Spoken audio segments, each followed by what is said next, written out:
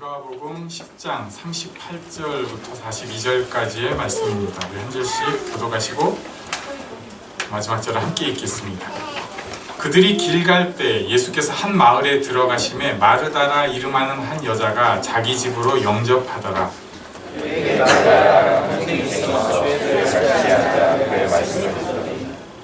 마르다는 준비하는 일이 많아 마음이 분주한지라 예수께 나아가 이르되 주여 내 동생이 나 혼자 일하게 두는 것을 생각하지 아니하시나이까 그를 명하사 나를 도와주라 하소서. 그래서 대답하여 이르시되 같이 읽습니다. 몇 가지만 하든지 혹은 한 가지만이라도 족하니라. 마리아는 이 좋은 편을 택하였으니 빼앗기지 아니하리라 하시니라. 아멘. 네, 성경을 제가 다 좋아하지만 특히 이제 오늘 본문 같은 곳은 굉장히 좋아하는, 즐겨 읽는 본문 중에 하나입니다. 여기 등장인물 마르다를 심정적으로 저는 지지합니다. 또 마리아도 좋습니다.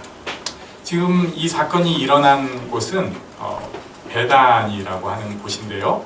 이곳은 예루살렘에서 약 3km 정도 떨어져 있습니다. 그러니까 우리 교회를 기점으로 보면 반포대교 남단 조금 못 미치죠.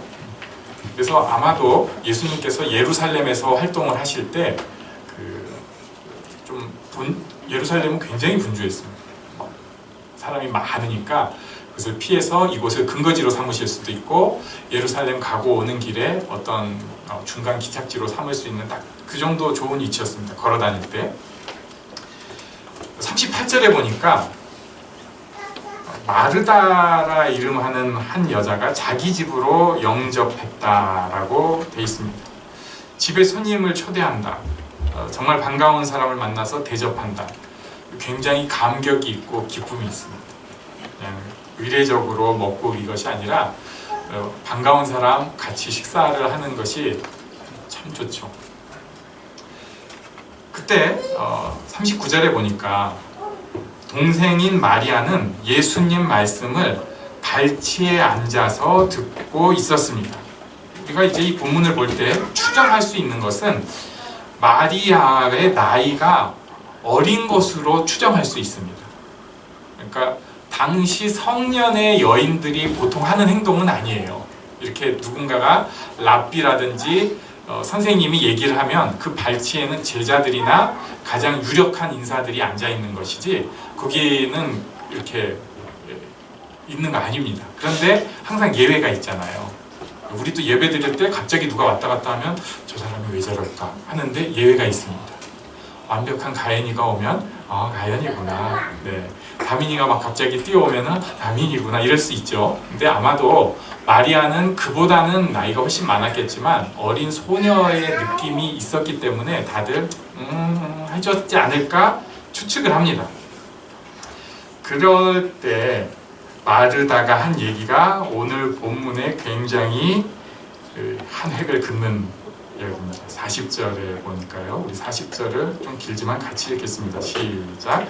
마르다는 준비하는 일이 많아 마음이 분주한지라 예수께 나아가 이르되 주여 내 동생이 나 혼자 일하게 두는 것을 생각하지 아니하시나이까 그를 명하사 나를 도와주라 하소서. 마음이 분주합니다. 그래서 예수님께 따지게 되었습니다. 제가 교회에서 봉사와 헌신을 하는 저도 어려서부터 많은 일을 했는데 지금까지 감동이 되는 한 사람이 있습니다. 개척교회에서 중고등부를 제가 섬기고 있을 때 거기 교사였던 분이에요. 근데 이분이 그 시골은 아니고 시골에 있는 도시에 있는 교회를 섬길 때 얘기를 하는데 자기가 교회 청소를 제가 하겠습니다 라고 했는데 교회가 들어가기는 700~800명이 들어가는 교회예요. 그리고 평상시에 이제 시골 교회들은 요새 좀 많이 비었죠. 그래서 한 300명에서 500명 정도가 참석하는 교회인데 거기에 자기가 청소를 하겠다고 한 거예요. 그리고 그러면 보통 어떻게 청소를 하냐면 이렇게 그 먼지를 털어가는 식으로 청소를 합니다. 큰 교회들은 다 그렇게 합니다. 그런데 이 양반 그걸 모르잖아요. 힘도 있잖아요. 그러니까 교회 장의자들을 자기 혼자 다 밀고 자기 혼자 전부 청소를 하고 물걸레를 청소를 하는 거예요. 제가 한 힘이 있거든요. 그때 별명이 삼손이었습니다. 그런데 그러고 보니까 머리가 빠졌구나. 네. 그런데 그 양반 그걸 한 거예요. 제가 그래가지고 그게 돼요? 그럴 때 제가 일기장에다 기록해놓은 명언이 있습니다. 하니까 되더라고요. 이것을 이제 기쁨으로, 자기는 그 교회에 대해서 지금도 애정이 있는 형태로 기쁨으로 섬기는데 서울에 올라오게 돼가지고 그런 얘기를 하더라고요. 참 은혜가 있으면요 하면 되긴 합니다. 우리도 여기 계신 분들도 봉사하면서 미친 짓들 저랑 많이 한 사람들이 있어요. 별 생쇼를 다 했습니다. 이제 어버이 주일이니까 생각이 나는데, 예전에 아버지 학교를 수료식을 제가 이제 오후 예배 때 한다고 딱 해가지고 했는데, 이게 사람들이 나와서 얘기를 해야 되는데 시간이 좀 짧으니까 어떤 머리를 썼냐면 인터뷰를 딱 써요. 그 카메라로 전부 그 부인과 남편을 인터뷰를 따로 따가지고 교차 편집을 하는데, 일단 이것부터가 시간이 꽤 걸리는데 어떻게 대충 했습니다. 그리고 나서 그게 어떤 면에서 그 아버지 학교 수료 예배의 하이라이트가 돼야 되는데, 교회 노트북이 고장이 난 거예요. 그 순간에. 네. 예배 시작 시간이 이미 지났고 예배는 들어가 있는데 고장이 났습니다. 이럴 때는 어떻게 해야 될까요? 우리는 그런 거 전혀 굴하지 않습니다. 교회에 있는 메인 컴퓨터를 다 뜯어가지고 가지고 올라갔습니다. 그래가지고 그대로 그냥 그 자리에서 조립을 다 해가지고 그 짧은 시간 안에, 그러니까 모니터가 없으니까 감으로 켜는 거예요. 이 앞에 빔 프로젝터 켜지면 큰일 나잖아요. 다 보니까 이렇게 감으로 켜고 손바닥으로 이렇게 해가면서 여기 조금만 하면 이렇게 슬쩍 뜬 걸 보고 추정해가지고 짠짠짠 한 다음에 그땐 곰플레이어죠. 곰플레이어 딱 띄운 다음에 스페이스바 누를 준비 딱 하고 목사님이 뭐라고 말씀하시니까 띵 하고 아무 일도 없었던 거죠. 이랬어요. 네. 그런데 이런 일들이 은혜의 강이 흘러 넘칠 때는 아무 일도 아니고 너무 좋은 일인데, 조금 관계적인 면에서 특히 하나님과의 관계가 소원해지기 시작하고 은혜가 약간 막히기 시작하면 다 불평이 되고, 그 다음에 다른 사람 지적하게 되고 스스로 부담감이 넘쳐서 쓰러지게 되어 있습니다. 그래서 오늘 이 40절에서 판별할 수 있는, 내가 지금 문제가 있는가 없는가 판별할 수 있는 두 가지가 있는데요. 첫 번째는 분주함입니다. 분주함. 복음에는 능력이 분명히 있고 힘이 있습니다. 그런데도 분주하기 시작하면요, 이 복음의 능력을 놓치게 되어 있습니다. 제가 그 마르다의 심정으로 한번 생각을 해봤어요. 그 자리에 있다. 제가 마르다라면 어땠을까? 우리랑은 음식이 좀 다르지만 분명히 제가 그 나라식으로 빵은 어떻게 구워야 될까? 며칠 된 반죽을 써야 될까? 소금을 좀 간을 많이 할까? 조금 할까? 많이 부풀릴까? 적게 할까? 이걸 먼저 고민을 했을 거예요. 음식에 따라서 달라지니까. 그 다음에 끓이는 거, 습이 될 수도 있고, 뭐 이거는 뭘 끓여야 될까? 뭘 구워야 될까? 그리고 음료는 어떤 걸로 준비를 해야 될까? 이런 게 머릿속에서 계속 돌고 있었을 것입니다. 그게 굉장히 기뻤을 것이고, 그거 굽는 거 생각하면서 자료를 구해오면서 마음이 되게 좋았을 거예요. 그런데 여기 한 가지 좋지 않은 양념이 꼭 들어가게 되는데, 그게 바로 분주입니다.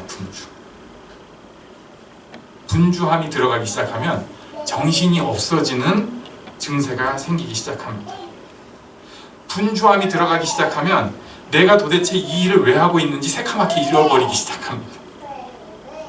그리고 나니까 평소 습관대로, 평소 하던 모습대로 그대로 나오기 시작합니다. 이런 거 교회 봉사 많이 하신 분들 다 경험하죠. 저도 가는 곳마다 경험을 합니다. 안타깝게도. 네, 행복의 쉼터에서 당연히 경험하고, 아버지 학교 양재지부 가서도 당연히 경험했고, 섬기는 곳마다 이렇게 돼요. 근데 요새는 또 한 가지 문제가 있습니다. 분주함이 교회 일을 해서만 분주한 게 아니라 일도 안 하는데 분주한 증세가 다 생기게 됩니다. 왜 그렇습니까? 우리를 분주하게 하는 것이 있어서 그렇습니다. 너무 고맙고 감사하고 즐겁고 유용한 것인데 요것 때문에 우리가 분주해집니다. 제가 며칠 전에도 다 그런 경험이 있을 거예요. 분명히 무슨 일을 하려고 뺐어요. 그리고 길거리에서니까 집도 아니고 뭘 하려고 빼서 딱 하고 했는데 뭐가 있어가지고 그거 그 순간에 답하다 보니까 뭘 하려고 뺐는지 잊어버렸어요. 내가 이걸 폰을 왜 들었지?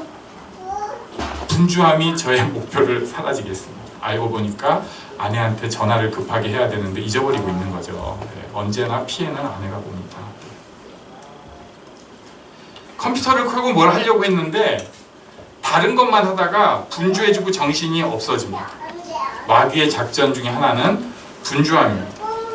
별 시덥지 않은 걸로 분주하게 해서 그 사람의 목표를 사라지게 합니다. 예수님께서 만약에 식탁에 음식 종류가 하나가 빠졌다고 해서 식탁 물러라 안 그러셔요. 우리 알죠? 빵이 좀 싱겁게 돼가지고 입에 짝짝 안 붙어요. 빵 빼라 안 그러셔요. 마르다도 분명히 알아요.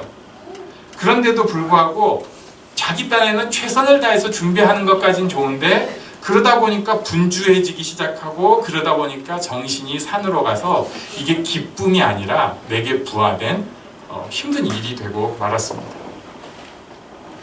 하나님께서는 분명히 우리들에게 많은 축복을 주셨습니다. 저는 이 일도 축복이라고 생각해요. 일하는 즐거움이 있잖아요. 저주일 수도 있지만 축복입니다. 하나님께서 내게 주신 사람들이 있습니다. 우리 옆에 사람에게 당신이 있어서 감사합니다. 한번 인사해 주시겠어요? 네, 지금은 적대성 멘트지만 사실입니다. 네. 또 우리에게 주신 자녀가 있습니다. 다 축복이에요. 그런데 잘 하려고 하다 보니까 거기에 에너지를 다 뽑아서 써버립니다.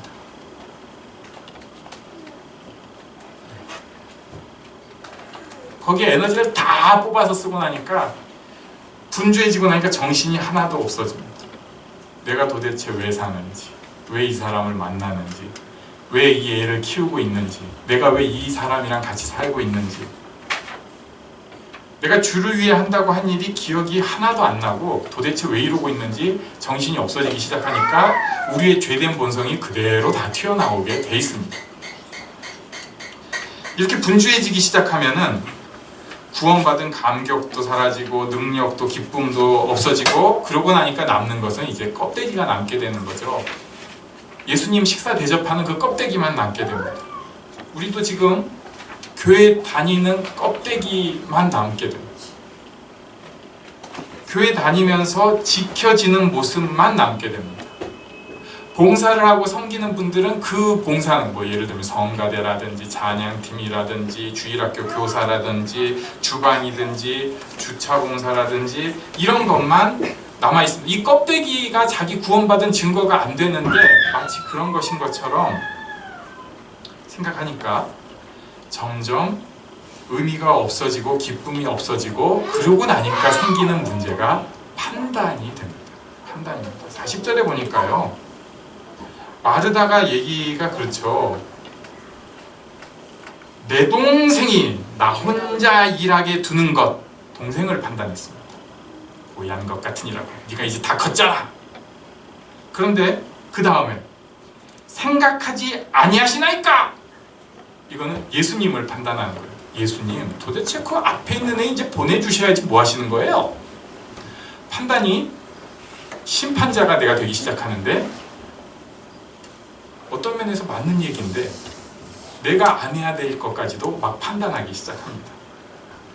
로마서 14장 10절에 보면 이 말씀이 있습니다. 네가 어찌하여 네 형제를 판단하느냐 어찌하여 네 형제를 업신 여기느냐 우리가 다 하나님의 심판대 앞에 서리라. 이것은 저에게도 너무나 적용되는 말씀인데요. 교회에서 있다 보면 사실 삽질하는 사람 많잖아요. 아닌 사람이 어디 있어? 빤히 보이잖아요. 자꾸 이제 저것이 뭐 이런 판단을 하게 됩니다. 이것을 사도 바울은 뭐라고 얘기하냐면 그 사람은 업신여긴다고 얘기를 하고, 이것은 하나님께서 하실 일이지 인간이 할 일이 아니라고 명확하게 얘기하고 있습니다. 분주해지기 시작하고 정신이 없어지기 시작하니까 사람들을 판단하고 정죄하는 모습이 생깁니다. 교회에서도 다른 사람에 대해서 자꾸 이러쿵 저러쿵 하는 게 나오기 시작하면요, 그때 빨리 정신 차려야 돼요. 내가 병 걸렸다. 내가 정신 없어지는 증세가 나오기 시작했다. 사람들에 대해서 자꾸 판단만 앞서고 있으면 내가 이제 나이가 들어서 꼰대가 됐구나, 이것보다 내가 은혜가 사라졌구나, 내가 지금 뭔가 병이 걸렸구나, 신앙적으로 이러다가 탈난다 생각을 하셔야 됩니다. 분주함과 판단함이 우리 신앙생활에 어떤 리트머스 시험지처럼 작용할 수 있습니다. 이러고 나니까 예수님께서 41절 말씀을 해주시는데요. 주께서 대답하여 이르시되 마르다야 마르다야. 오타 아닙니다. 두 번 말씀하셨어요. 마르다야 마르다야. 이것은 제가 이래서 또 예수님 좋아하는데 심정적으로 이해해 주시는 모습입니다. 마르다야 마르다야, 내가 네 이해한다. 그런데 그 다음 해석이 나왔습니다.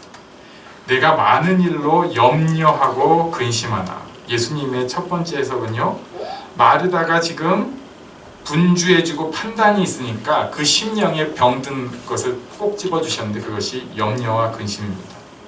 누가복음 21장 34절, 우리가 이제 아마 다음 달 지나면서 볼 말씀이죠.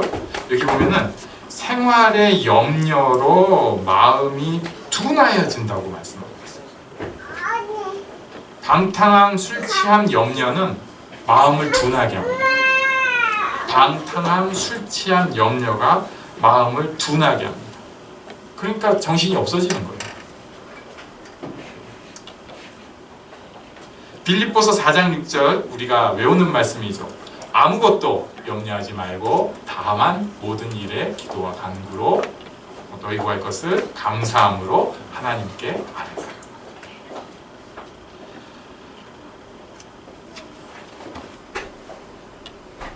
주님 앞에 염려를 가진 사람은요, 내놓아야 합니다. 그런 면에서 보면 마르다는 귀한 사람이에요. 왜냐하면 지금 예수님 앞에 그 얘기 솔직하게 했잖아요. 꽁하게 갖고 있지 않고 내가 해결했다고 하지 않고 어쨌든 내어놓았잖아요. 그런데 내어놓을 때 이런 경우가 있습니다. 특히 염려가 많은 사람들, 염려가 많으면 마음이 둔하여져요.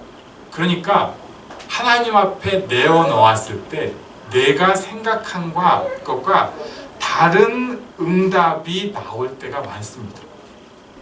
왜냐하면 염려가 있는 사람은 둔해지거든요. 둔해져요.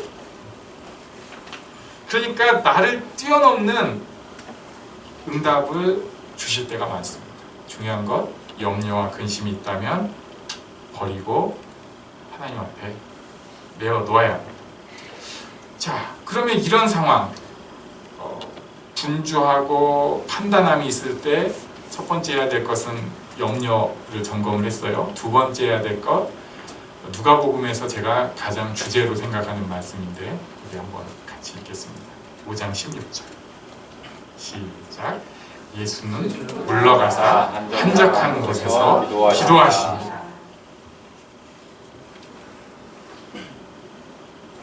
이거 돼야 됩니다. 이거 너무 당연한 건데 이거 돼야 됩니다. 한적한 곳에서 기도하시니. 예수님 진짜 바쁘거든요. 네, 진짜 분주할 수 있거든요. 그 제자들 데리고 다니까 정말 판단하실 수밖에 없거든요.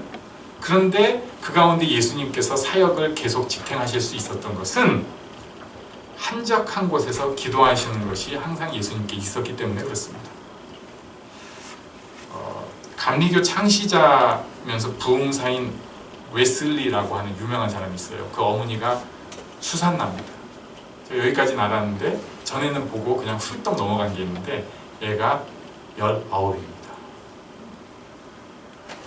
우리 아직 많이 낳아도 됩니다. 어디 3명 낳았다고 이제 무쇠 떨고 16 남았어요. 16. 19을 낳고 홈스쿨링을 하는데 지금 우리 교회 같은 곳에서 웨슬리 집안이 혼자 산다고 해도 여기 19명 애를 키운다고 생각하시면 어떨지 상상이 되시죠?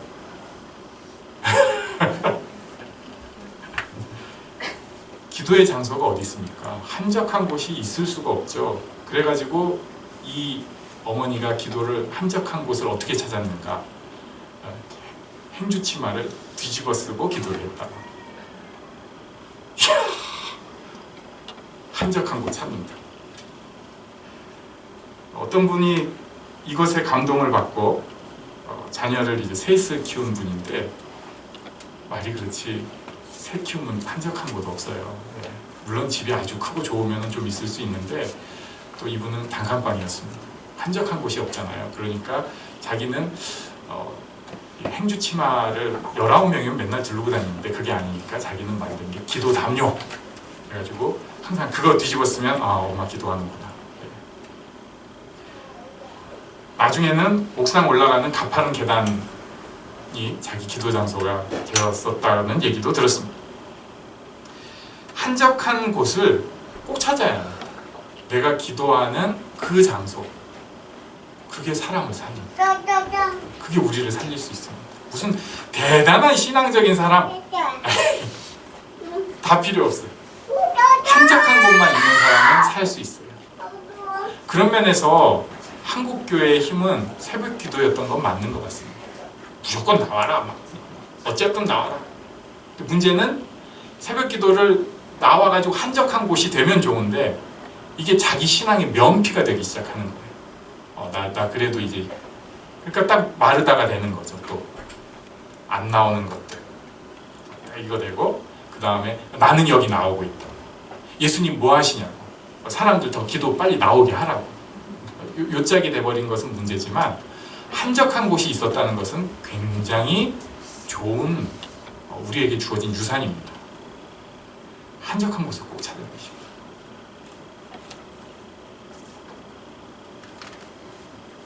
꼭 찾아내십시오.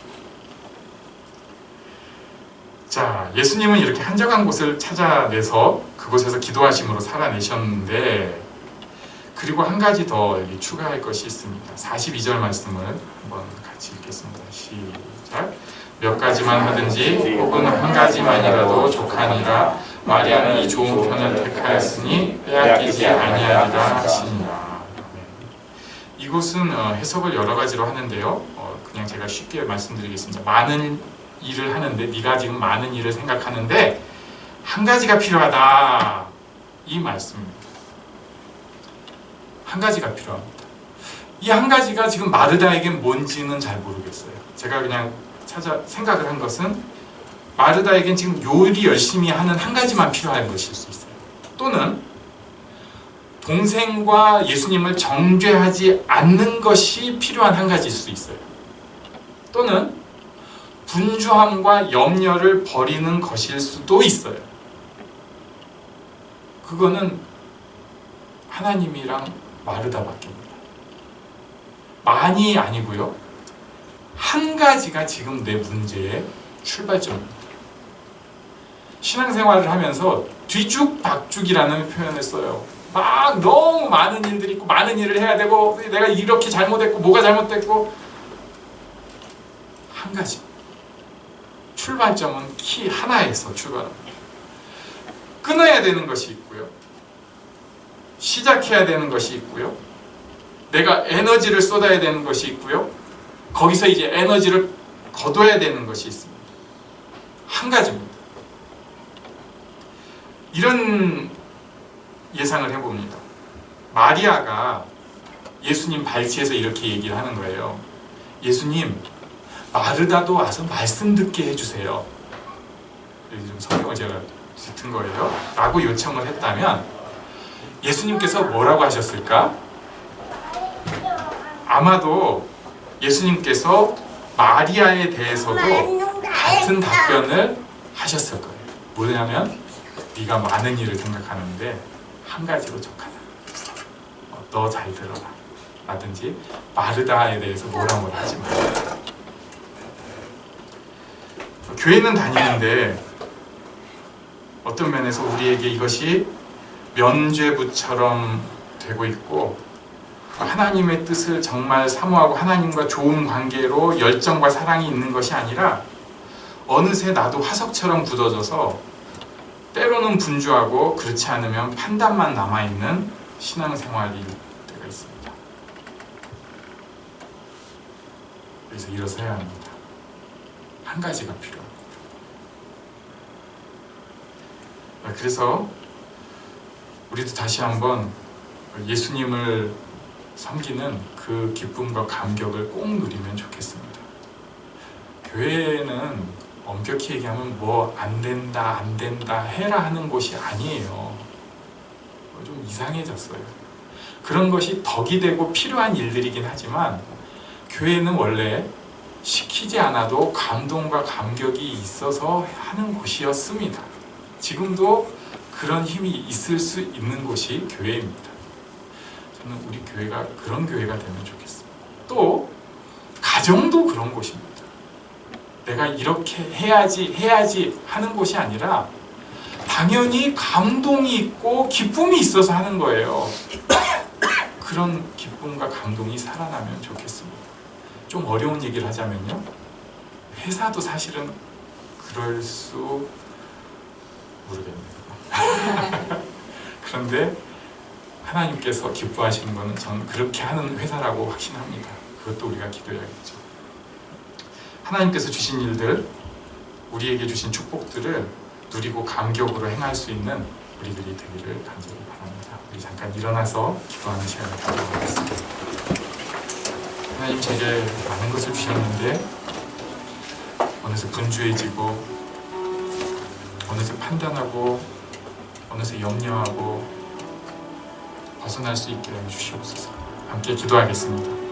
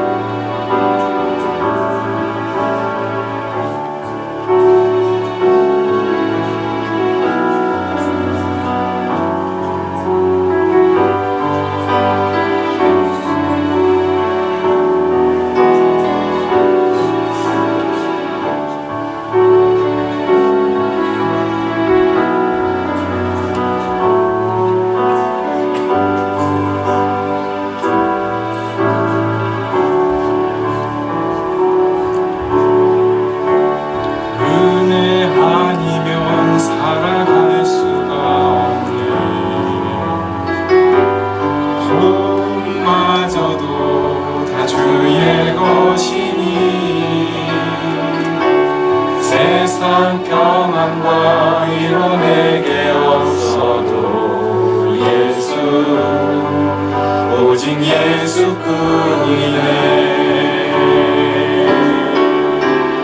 그 신뢰에 가볼 수도 없고 작은 고난에 지쳐도